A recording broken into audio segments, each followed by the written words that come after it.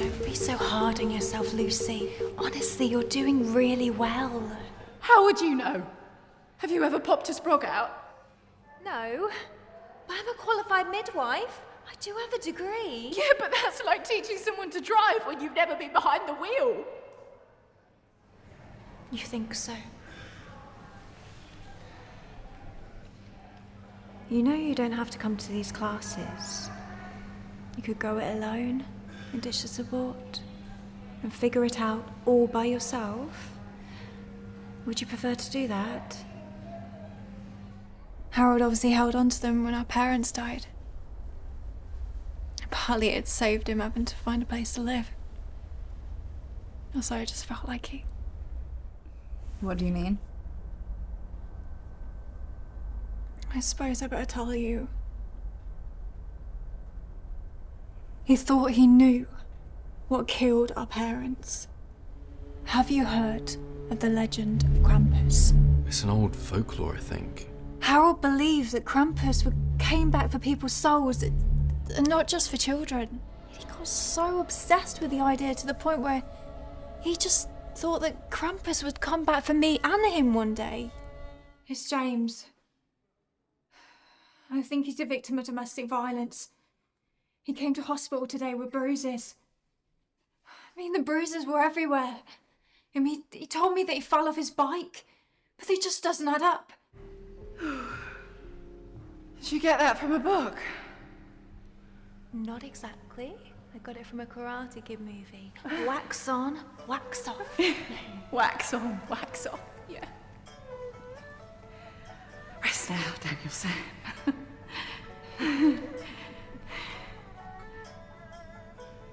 That's actually a great name. Oh, Daniel. Oh, that's a lovely name. No. Miyagi. Hello everyone, welcome to another episode on Lapetina Presents.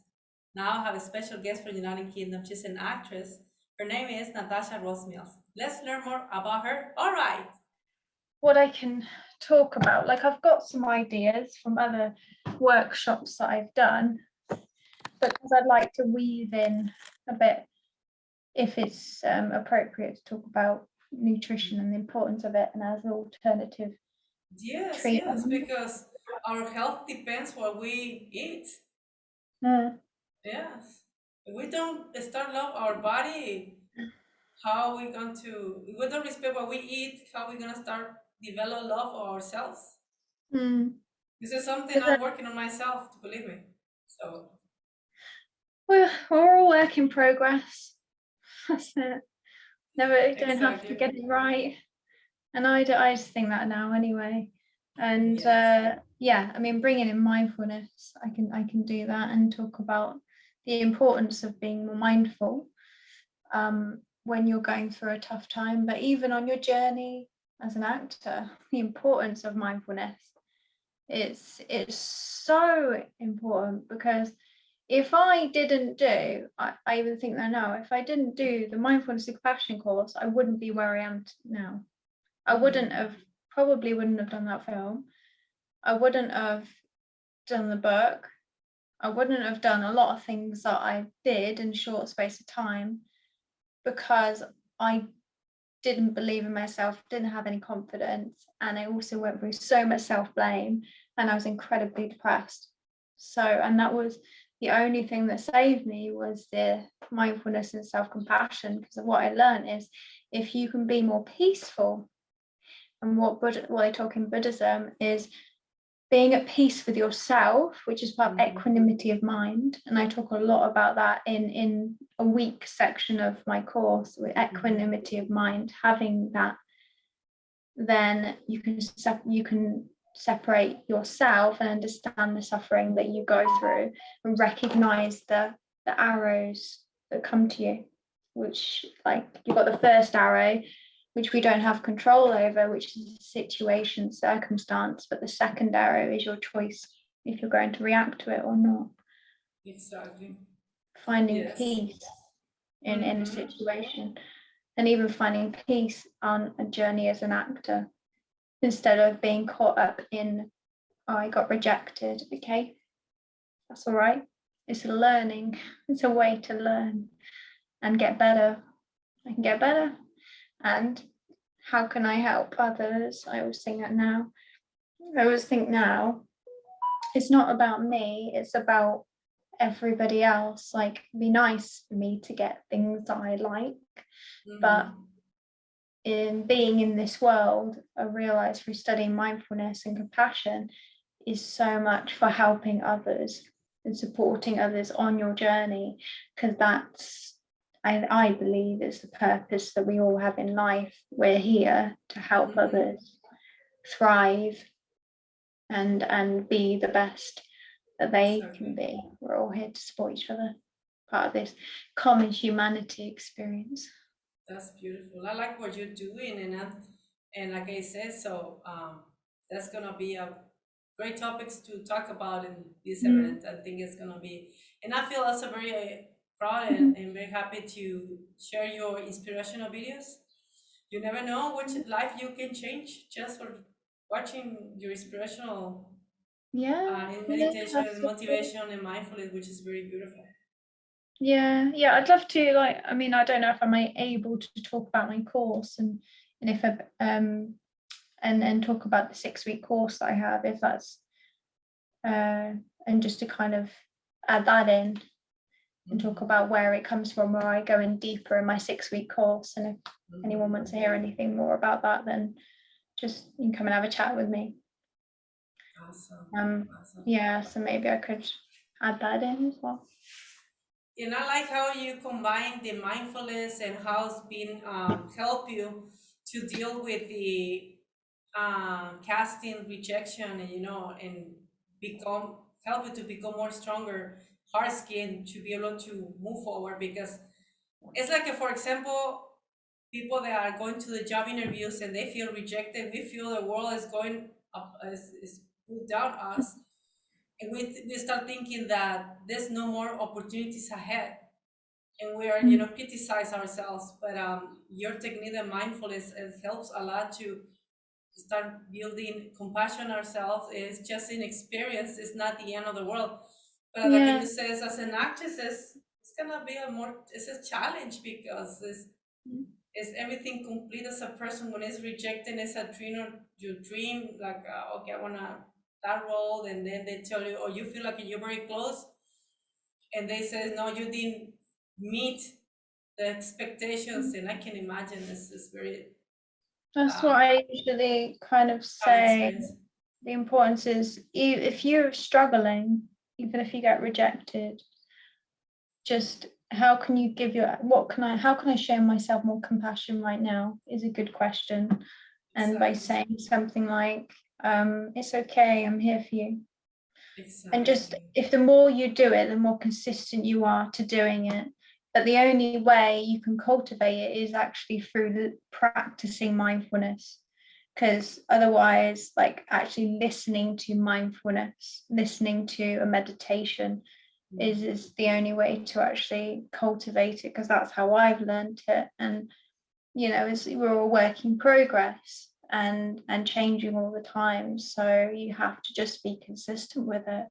Just exactly what I teach really is doing that and asking yourself the right questions, which is really important.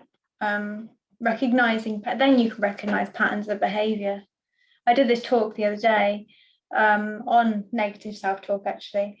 And when I talk about negative self-talk, there's this like analogy I talk about. Imagine that you're in a cave and you see yourself having an emotion. So you're witnessing yourself. So you're slumped, you've got your shoulders down, you're looking to the floor. The thought that you're giving it is giving it fuel, which leads to the emotion, which leads to the pattern of behavior, which becomes a familiarity. And so you become this cycle carries on, and it all starts from that thought that you had.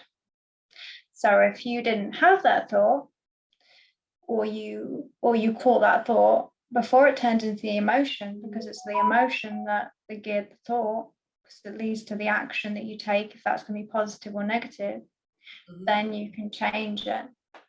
But it's like, because we live in this world and the external circumstances and way we've brought up, that's how we take in the world. We don't see the world as it is. We see the world as we are through our own eyes, which doesn't mean that it's right or wrong. It's just what we think and what we see. That's nice. Yeah. So that's what I talk about when I talk about how I categorize that, because I think it's a good way. Imagine observing yourself, because then you think, okay, so it's the thought that leads to the emotion, leads to the action. So what can I do about that? Is reframing and increasing more positive emotion, because it's a 3-to-1 ratio. So if you can counteract that and increase more positive emotion within a day, you can, like, say, think about something. I mean, this takes time to do this. I'm talking about, it does take quite a long time to get used to doing it. If you're thinking of something negative, think about something that you're grateful for. Just imagine it in your mind, and then do that 3 times in the same day, and then it will counteract that negative feeling that you're feeling right now, and it won't be as strong. So basically you're softening that experience, and that's the best way to do it. And it's basically through compassion, really. It's giving yourself more positive emotion through visualization and also self-compassion. That's beautiful. Yes, true. Is okay, we have one negative thought, substitute by 3 positive things to feel gratitude. Yes, and then the power of the attraction, we brings how we feel. We feel down, bring negative things in our life. Yeah, so true. I know that even myself, like when I feel down and I feel negative, then I attract it, and then it's like this vicious cycle. But when I feel positive, it's like I feel really good, and I get this insight. So we get this insight from the universe that's directing us, but the universe can't get through if we're in a negative state. So we're not going to feel like doing anything, because of, we're not connected to our spirit, are we? We're just connected to our bodies, which isn't the same spirit. So I find it interesting. Yeah. Do you feel that the acting journey take you to study yoga and mindfulness, or was the opposite? For example, if you study mindfulness and then I motivate you to do the actresses, or after you be in the judges in journey, you start finding like I need something to improve my auto-esteem, for example. How was the connection? Yeah, how we got into acting in the first place? Yes, but yes, with the mindfulness, I know you mentioned too much about how to deal with the rejection. So how did I get back into acting? Yes, how the actresses connect you with the mindfulness, or trainings and all these things, how connecting with the acting. Or how is it connecting with the acting? Yes. Oh, okay. So yeah, with mindfulness helps you to live in the present moment. And also you bring in non-judgment. So instead of seeing your thoughts as right or wrong, you just see them as they are, without trying to change anything. Because most of us, when we're having a thought that's negative, we try and push it away. We might say, why me? Or why is this happening to me? Or I don't want to feel this, which reinforces the same emotion. And then it gets worse because it's becoming much stronger. Therefore, the thought is basically getting stuck. And you're feeling getting stuck in this cycle. And if you stay in something longer than, say, 10 minutes, that's basically going to ruin your whole, mostly likely, it's going to could ruin your whole day because of that. So it's just through mindfulness, being more mindful, building that sense of self-awareness in the present moment, instead of ruminating on the past or even thinking about the future, just living in the present moment. And then taking it from there, because we've only lived from moment to moment. It doesn't matter about what's going to happen in the future. It just matters about now, because the future is unpredictable. And we live in this state of impermanence. Change happens. If we can soften our experience to the suffering that we go through, then it won't feel as strong. What I mean by that is obviously losses in life that we go through, people, we lose someone, might be a relationship, it could be anything that happens. Yes. Could be a job. If we can be kinder towards ourselves and learn to be able to be that kinder, live in the present moment and support ourselves, then we can soften that experience. So I talked about the arrows. So you've got the first arrow, which is we don't have the choice of the first arrow because it's our circumstance, it's what happens. But the second arrow that comes through, if you get shot by a second arrow, you have a choice of how you're going to respond to that. The emotion that you're going to give off, are you going to let it affect you? Or are you going to try to soften that experience? Maybe just by placing your hand on your heart and saying, it's okay, I'm here for you. It's all right, you know? So that can be really helpful. And it's certainly helped me in those times. And then you've got the fierce side of self-compassion, which is, you've got this. Yes, That's it. Yeah, you've got this. I understand that it's hard for you. So no more words of encouragement. I understand this is hard for you, but you've got this. Don't give up now. And the more you cultivate and the more you're able to do that, it becomes easier for you to encourage yourself, but you have to start somewhere. Exactly. And What inspired you? What inspired you to become an actress? So before all this mindfulness, but before that, what inspired you? I want to be an actress. So so start from what inspired me to be an actress. Well, I finished school and then I studied performing arts. I did a diploma there, but after that, because I was so young, I didn't really pursue it. I kind of did a few jobs like here and there, and then later on I went to this small drama school called YPTC in London. Again, that was kind of a small school that I was learning. I didn't really pursue it then. I was in my early 20s, and then I followed through and went into childcare. So I studied my MVQ. Then I met someone, and I did my first showreel scene. Never done that before. I went back into acting feeling sort of open-minded. I talk about this in my story, Hope. Feeling open-minded, wanting to go in and just basically new journey, new experience. And I loved it. It was exciting. And I got to be in character, be in another world and another person. And it was exciting. So that's what got me there. It was rediscovering, and also it helps you just to rediscover things about yourself. I think that's definitely a part for me. That's nice. I heard from another actress that she says that she used the acting career as a part of therapy to improve her self-esteem. Yeah, Yes. Can be. It's a good idea, and I can imagine because like I said earlier, you guys face the rejection so hard in comparison. Like we're going to general job interview, the feeling of that reaction is a bit different from you guys because the first thing you pop out to your mind, I'm not a good looking person, or I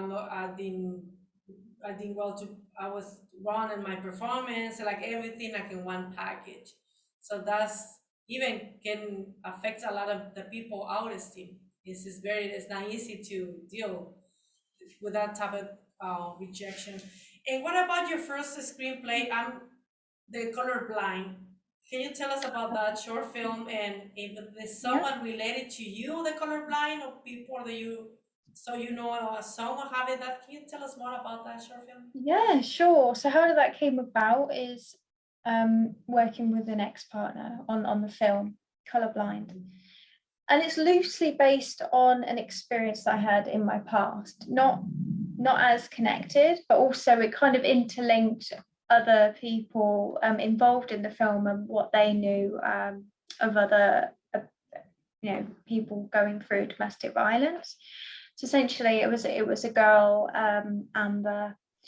She was in a relationship and she was being coerced, but starting from the beginning of the relationship or when they're meeting and it's wonderful. Just turn off this second.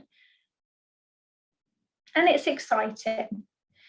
But over time, you see this coerciveness, and she's becoming very introverted and not wanting to talk about it. And then you see these stages of domestic violence as they occur. So through the time after the mum, then meeting the mum, and then they move in together, and then he has suspicion that she's, seeing somebody else, and he's very sort of watchful and what she's doing and everything else, and he's making sure, keeping a good eye on her.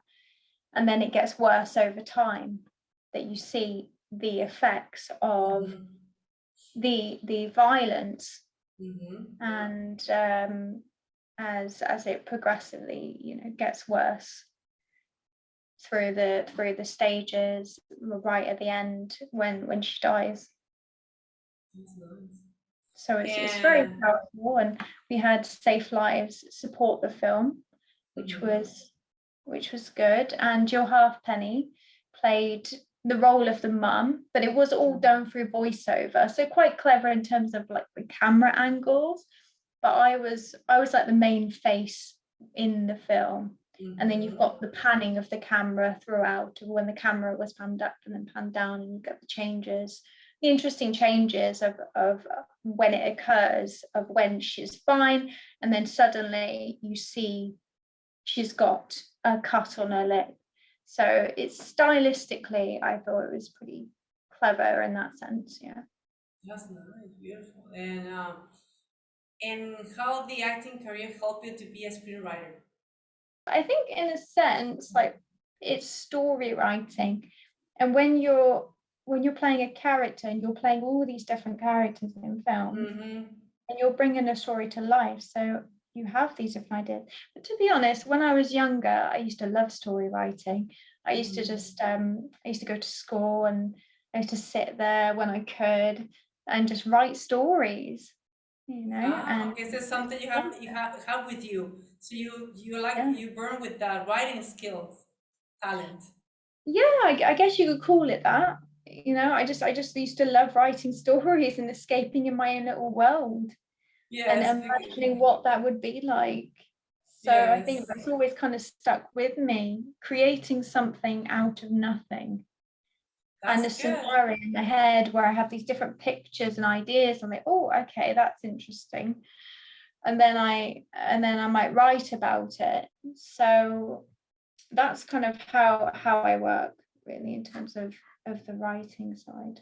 Yes, that's good. Yeah, because some people, they are good in writing. Like me, I'm that group of people that are better in math, for example. Yeah, so you feel like you have that tendency to that direction, to be be a writer and create something from nothing. You like to create. That's beautiful.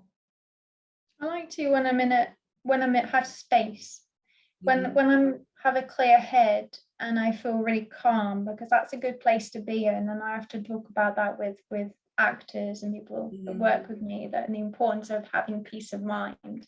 When you can have peace of mind, then you can do that audition, then you can do what's coming up for you, and it won't be so hard. The more stress you put on yourself, more pressure you put on yourself, it's going to be a lot harder, and you'll find the delivery a lot more difficult. So having peace of mind will give you more insight into what you need to do, because that's how we get direction that way, is what I've learned. And I would like to highlight this. Your recent feature film that you worked, the Winnie Pooh, The Blood and Honey, was featured in CNN, USA, Latin America, Philippines, Fox 5, and Millennials and Mexican Press. Fox 5, what a fantastic, congratulations to you and all the team. of this fantastic feature film. I know you had I'm pretty sure most likely you have a restriction to discuss about this, but so far you have been sharing on Facebook pages. How was your experience to be on this fantastic project? Yeah, it was great. There's some great locations. I think we had 3 different locations. It was really exciting, and I played Awesome. second lead in the film. I can't really say much about it because the trailer's not out Mhm. yet, but the trailer will be out in the next 4 weeks, I think. So then I'll be able to talk a little bit more about the role that I played in the film. But I was second lead. My name was Jess. That's probably all I Yes, can say at the awesome. moment. So I cannot wait to watch the film and of course have a physical copy because I love to collect physical copies. And it is one of the films I'm very anxious to watch it because it's the opposite side of the children's story. Like everybody grew up with a Winnie Pooh, but now it's the opposite Yeah, side. yeah. Actually, I'd like to sort of talk about that a little bit. Because this film is actually based on the original A.A. Mini. Is it Melanie? I'm not sure if I'm pronouncing them right, but might be Mill. That's the original Winnie the Pooh. It's not because Winnie. So Disney took Winnie the Pooh on and gave him a red T-shirt. So that's what they claim own the rights to. Is the actual red T-shirt. So this one was actually based on the original one. I think it was Wow, 1916. Not I sure. didn't know that. Wow. But yeah. So yeah, that's the interesting thing. So in the film, Winnie has a lumberjack outfit. So very sort of different, and we know it's horror. So there is some interesting elements to that, which creates a lot of intrigue throughout the film. And I really enjoyed playing the different transitions and Awesome. throughout Awesome. the character. Yeah. But now it's in the press worldwide because I put just the name of the film is Mhm. mentioned everywhere. What I mentioned to was a Yeah.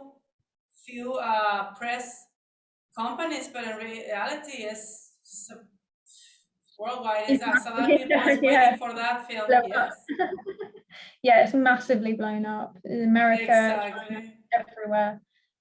So yeah, everyone's really excited because now they've released the poster.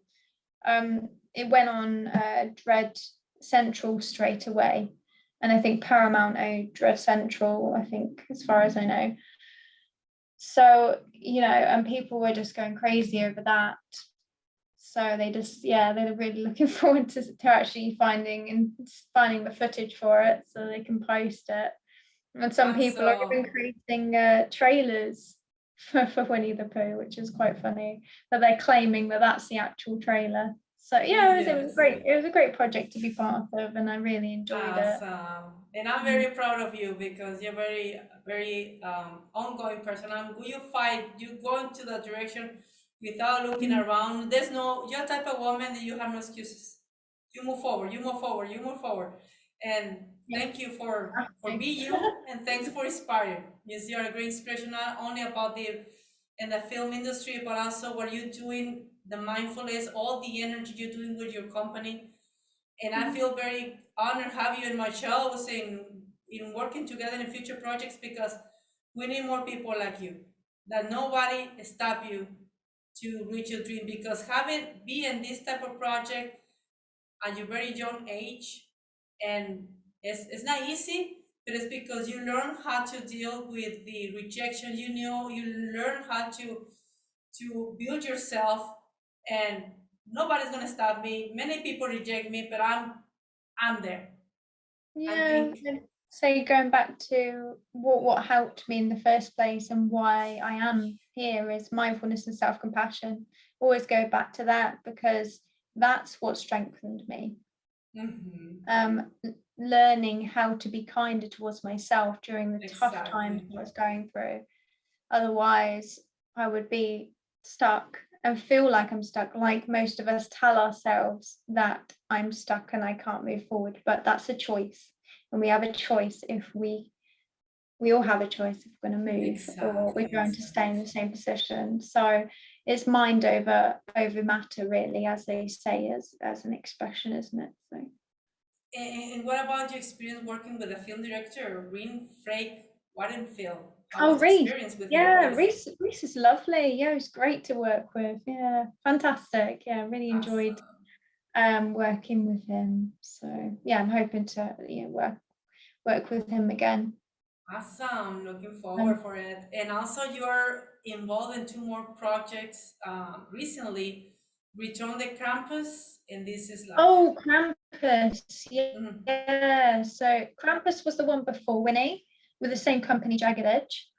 Different director, that was David Gregory. And yeah, I've seen clips of that recently, but they're releasing that at Christmas time, because it has a Christmas element to it, and I don't know what I can say too much about it, but Krampus is based on the original Krampus. Remember, like so it's interesting, and again, I lead role in it, but I can't talk too much about that because it's not out until Christmas, and they haven't released a trailer yet. So it was a great project to be part of, and that was my first feature. Awesome. So this is my second feature. So yeah, really great to get involved in the project. Really enjoyed it, and it also allowed me to stretch myself and see what I was capable of actually doing.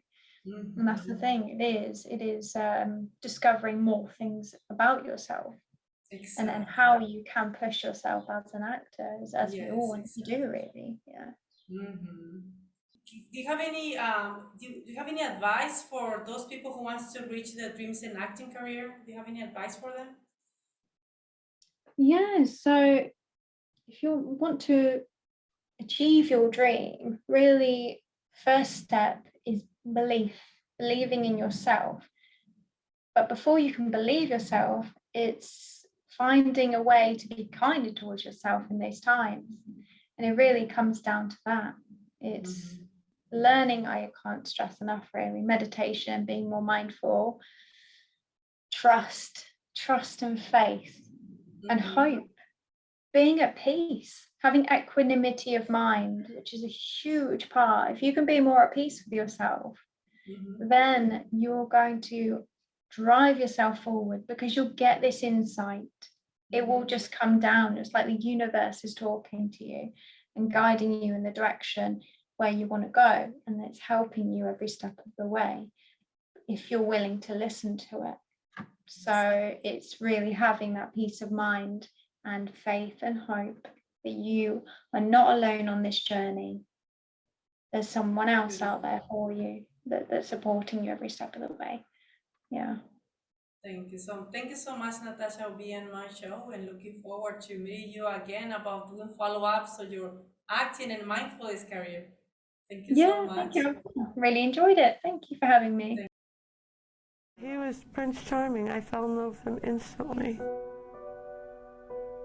It's like there's no pause or stop button. You just have to watch the whole thing through. A neighbor who heard her screaming called police. 25-year-old Carly Hager says she never imagined her Prince Charming, the man she hoped to someday marry, would turn violent. This is a country where, on average, we're told 2 women are killed every week by a male partner or ex-partner. She was beaten so badly by her partner it left her with severe and permanent damage. Still screaming and crying and trying to get away. After suffering horrific abuse herself at the hands of an ex-partner. Don't ever let them tell you that you're worth nothing, that you have nowhere to go. Don't let them take your spirits away from you.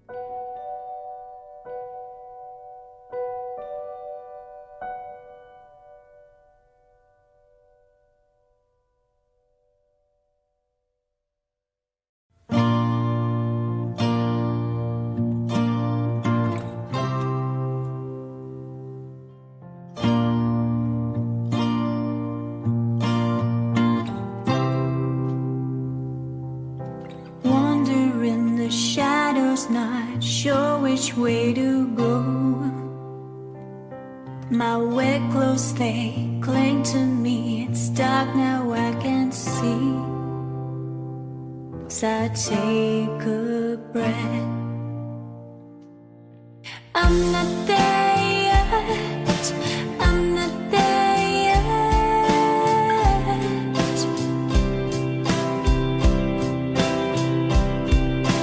I'm not there yet, I'm not there yet.